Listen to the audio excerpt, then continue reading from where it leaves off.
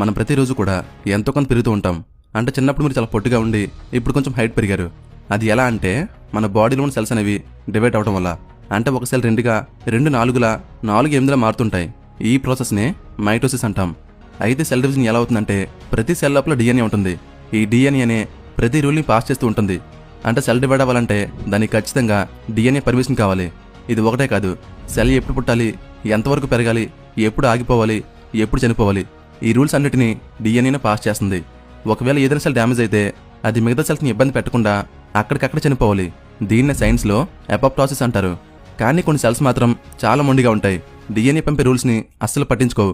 DNA చెప్పే మాట వినకుండా నచ్చినట్టు డివైడ్ అవుతుంటుంది. నువ్వు చనిపో అని డిఎన్ఏ సిగ్నల్ ఇస్తుంది. కానీ డిఎన్ఏ చెప్పిన మాట వినకుండా చనిపోవడానికి ఒప్పుకోదు. అంతేకాకుండా తనలాంటి కొన్ని కోట్ల సెల్స్ని తయారు చేస్తుంది. అవన్నీ ఒకే దగ్గర పోగులా ఉంటాయి. అదే మనకి బయటికి గడ్డలా కనిపిస్తుంది. అయితే ఒక సెల్ 2 సెల్స్కి డివైడ్ అవుతున్నప్పుడు దాంట్లో ఉన్న డిఎన్ఏ కూడా ఒక సెల్ నుండి మరొక సెల్కి కాపీ అవ్వాలి.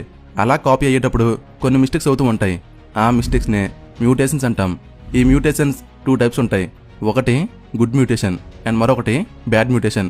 మనకి ప్రాబ్లం అంతా ఈ బ్యాడ్ మ్యూటేషన్తోనే. సింపుల్గా చెప్పాలంటే బ్యాడ్ మ్యూటేషన్ అంటే డిఎన్ఏ డ్యామేజ్ అవటం. సో బ్యాడ్ మ్యూటేషన్ వల్ల మన డిఎన్ఏలో ఉన్న oncogenes and tumour suppressor genes పర్ఫెక్ట్గా తయారు కావు. ఈ 2 జీన్సే మన సెల్ యొక్క గ్రోత్ని కంట్రోల్ చేస్తాయి. సో వీటి కంట్రోల్ లేకపోతే ఆ సెల్స్ మాట వినకుండా ఉంటాయి. చనిపో అన్నా వినదు, ఆగు అన్నా వినదు. మాట వినకుండా డివైడ్ అవుతూ ఒక పోగులో చేరిపోతాయి. అంటే గడ్డలా అయిపోతుంది.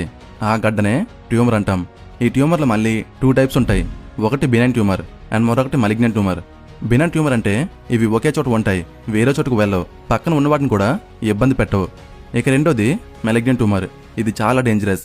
ఇది పక్కన ఉన్న ఆర్గన్స్ని ఆక్రమించుకోవడమే కాకుండా మన బాడీ సిస్టమ్నే మార్చడానికి ట్రై చేస్తుంది. దీన్నే మనం క్యాన్సర్ అని పిలుస్తాం. క్యాన్సర్ సెల్స్ మన బాడీలో ఒక పెద్ద సైన్యాన్ని తయారు చేస్తాయి. ఒక పెద్ద సైన్యం యుద్ధం చేయాలంటే దానికి తిండి నీళ్లు కావాలి. ఆ తిండి నీళ్ళు ఎక్కడ ఉంటాయి? బ్లడ్లో ఉంటాయి. అందుకే ఆ క్యాన్సర్ ఏం చేస్తుందంటే మన బాడీలో బ్లడ్ వెజల్స్ని అంటే రక్తనాళాలని తన వైపు తిప్పుకుంటుంది. దీన్నే సైన్స్ భాషలో యాంజియోజెనిసిస్ అంటారు. మనం తినే ఫుడ్ మొత్తాన్ని ఈ క్యాన్సర్ సెల్స్ తినేస్తాయి. అలా తింటూ ట్యూమర్ ఇంకా బలంగా తయారవుతుంది. సో ఇలా పర్ఫెక్ట్గా మన బాడీలో సెటిల్ అయ్యాక ఒక ప్లాన్ చేస్తుంది. అదేంటంటే నేను ఇక్కడ మాత్రమే ఉండకుండా బాడీ మొత్తం వ్యాపించాలి అని చూస్తుంది. దీన్నే మెటాస్టాసిస్ అంటాం. అయితే ఏ గడ్డ అయితే ముందుగా ఫామ్ అవుతుందో ఆ గడ్డని ప్రైమరీ ట్యూమర్ అంటాం. ఆ ట్యూమర్ నుండి కొన్ని క్యాన్సర్ కణాలు బయటకు వచ్చి రక్తంలో కలిసి మన బాడీలో మిగతా భాగాలకి వ్యాపించడం స్టార్ట్ చేస్తుంది. ఈ మెటాస్టాసిస్నే స్టేజ్ 4 అంటారు. మన బాడీలోని రక్తం చాలా ఇంపార్టెంట్. మనం తినే ప్రతిదీ గ్లూకోజ్లో మారి బ్లడ్లో కలిసి ప్రతి ఆర్గన్కి చేరుకుంటుంది. కానీ ఇప్పుడు అదే బ్లడ్ క్యాన్సర్ని తీసుకువస్తుంది. ప్రతి భాగానికి క్యాన్సర్ చేరుకుంటుంది.